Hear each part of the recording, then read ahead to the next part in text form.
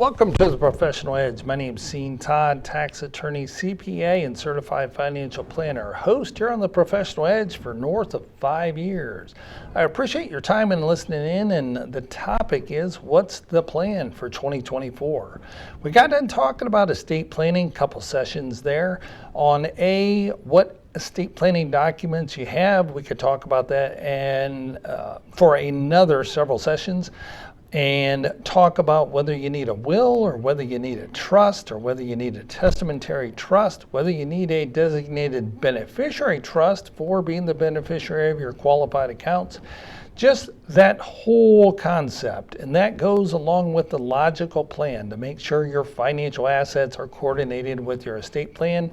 More information on that is at www.sean, S-E-A-N, the letter G, Todd, Todd.com.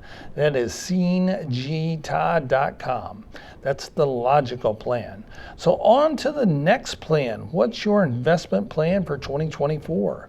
Lo and behold, we have hit several all-time highs already in 2024, with the Fed keeping interest rates at 5 to 5.5% on the federal funds rate. What does that actually mean to you? Well, there's a consensus that the Fed was going to reduce rates in the first quarter of 2024, and I think that is to the wayside. I think that has been kicked down the road. The can has.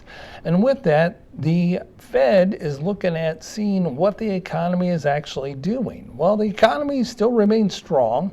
Housing remains under pressure because there's lack of supply, because individuals with their 3.5% mortgage rate is not selling to go to a 7% interest rate. And therefore, if there's lack of supply in housing, that means prices have been inflated higher because there's not enough supply to meet demand. So that's going to stay sticky for a while until the Fed reduces rates, and they're now saying that that's going to be in the second half of 2024. We all don't know, but let's take a look at it a little bit more. When Fed raises rates, then bond prices go down. So if you look back just a year ago, 2022, it was one of the worst markets for the bond return on an annual return, and we had to go back about 80 years for that. So it was the first time, again, in about 80 years, that the NASDAQ fell by 30%, the S&P fell by 20%, and the bond, which is normally a safe haven for safe money, that, because of the rising rates, actually fell by 10%. So there was no real place to hide for a rate of return other than cash. And most people didn't move to cash because cash wasn't paying anything. So now, though, cash is actually paying a pretty good rate. Money market accounts are paying anywhere from 4.75 up to like 5.1%. So do take advantage of that. But be on the lookout, because those rates, the money market rate, will actually decline very quickly when the Fed starts cutting rates. So if you have some longer term cash that you want to hold around, think about this for a second. We just priced CDs. 11-month CD is actually paying more than a 1.4-month CD. So think about that. 1.4, that is basically a 16-month CD, is paying less than an 11-month CD. Why is that? Well, they're anticipating that the Fed is going to cut those rates, and therefore that money is going to be cheaper, and they're going to have to pay less of a return on that for a longer term CD. So if you have 1 year money and you want to guarantee that you're in there for that 5.2%, then go ahead and lock that in a 11-month CD. And then we have reinvestment risk, because if the interest rates are a lot lower in that term, meaning at the end of 11 months, then we have the reinvestment risk that we would get a CD at a much lower rate. So for beyond that 1 year time frame, it might make sense to lock it in for a 4.8 or a 4.9%, not a 5.1, because then we can lock in a 2, if not 3 year CD at that rate. So something to consider on what is your plan with regard to cash and money market. Yeah, it's real easy right now to put it in a money market account and get 5.51 rate of return on that, but that is not going to last when the Fed starts decreasing rates, which the consensus now is sometime in the later half of 2024. So be on the lookout for that. That's what we do at estate management counselors. We help clients plan what they need to do with their assets. That is the allocation of cash, the allocation to investments, and even funding their retirement, because it is a different set of disciplines when you are in the accumulation period, getting ready for retirement, versus when you do retire or your distribution phase. There is some tax nuances that definitely apply that will add value to that. And if you have not sat down and actually done a retirement analysis on, hey, are you going to be able to spend $6,000 a month, or are you going to be able to spend $8,500 a month in retirement for the rest of your time? In the sleeper, as we all know, is inflation. So will you have the same purchasing power 15 years from now versus what you have today? Well, that's a category killer, because a lot of people say, well, if I have $6,000 a month times the next 20 years, I'm going to make it. Well, that $6,000 a month will probably be cut in half if inflation stays at a normal rate, not this exorbitant rate that we had in 2021, 2022, and part of 2023. It is expensive, especially groceries and gas and heating and just stuff that requires the use of fuel and labor. One of the comments, or one of the headlines, was an $18 Big Mac meal. Think about that for a second. $18 for a Big Mac, a large fry, and a soda. That's expensive. So people are trading down from McDonald's. Think about that for a second. Trading down from McDonald's. McDonald's was a low-cost provider for food. So people are trading down as inflation hits. So what is your plan for 2024 on your finances? Well, we got to have some cash. That's right. Get 5.2% in a money market absolutely all day long. If you need it longer term, lock up some rates with the risk-free rate of return. Then you might be at a 4.8, 4.9% for 2 years on a CD. That's not all bad. Compare that to about 3 years ago. We were looking at 1.7% on a 2 to 3 year CD. So the 4.8, 4.7 seems pretty good. So what do we also do with this all-time high that we've been hitting? We've hit like 6 all-time highs now in the S&P 500 index. Well, if you're about ready to retire, you need to put some money away in different pockets or different allocation. You can't be all in the S&P 500 index or in the NASDAQ in the technology side of things.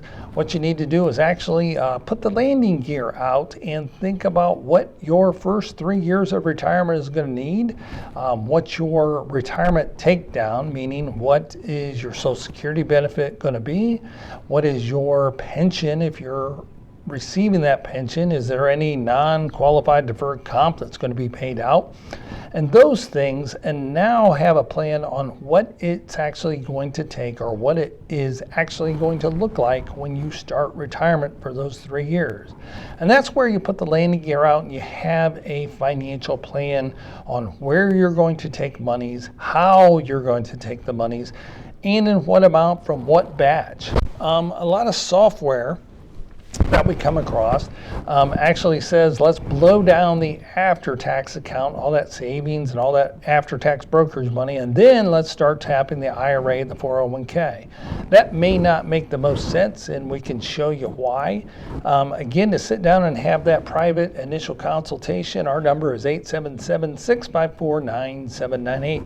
That number again, 877-654-9798. So there's ways that you can actually protect your principal from a market correction or downside slide.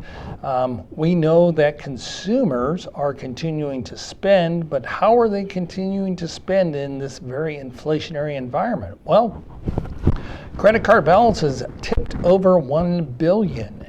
No, not 1 billion. I'm sorry. I got to add that up. It is $1 trillion in credit card debt. Think about that for a second. $1 trillion. If you have some extra time, you're not driving listening to the Professional Edge, Google, what does a $1 trillion look like? And you'll provide an image. It's unfathomable. I say that 10 times. It's hard to imagine. There we go. I can get that out. It's hard to imagine what $1 trillion looks like. And if I can't provide that, say, okay, give me an image of $1 billion in $100 bills. It's a pallet full of $100 bills. And with that, then you have to multiply that by 1,000, because that would be 1 trillion. So that's a lot of money that's in credit card debt. But with the blink of an eye, within under 3 months, we went from $1 trillion of credit card debt to $1.1 trillion of credit card debt. So that's astronomical, which means that the consumer is willing to go in debt to continue to spend. Now, I know some individuals go or are having a hard time with inflation. Their wages have not increased, and therefore the absorption of the increase in prices in gas, fuel, groceries, well, that's being absorbed on the credit card. And eventually they're going to hit that point to where it is a stop point. They can't do it anymore. They can't manage the credit card debt. They can't manage the car payment. They cannot manage the increase in healthcare costs. So at that point, then they end up turning over to bankruptcy.